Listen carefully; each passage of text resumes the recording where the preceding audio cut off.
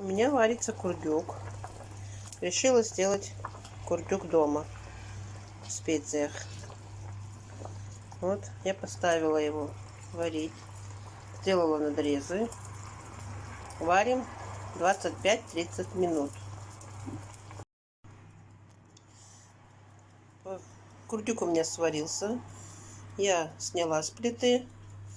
Разрезала вот такие кусочки. Чуть-чуть посолила, потому что они уже варились в соленой воде. Смазала их чесночком. Я заранее приготовила вот такую смесь.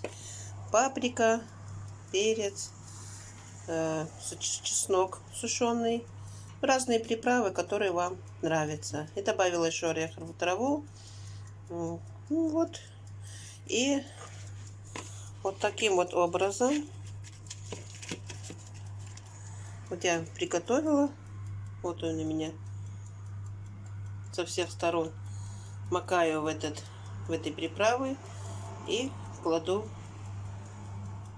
в контейнер и поставлю в холодильник до утра.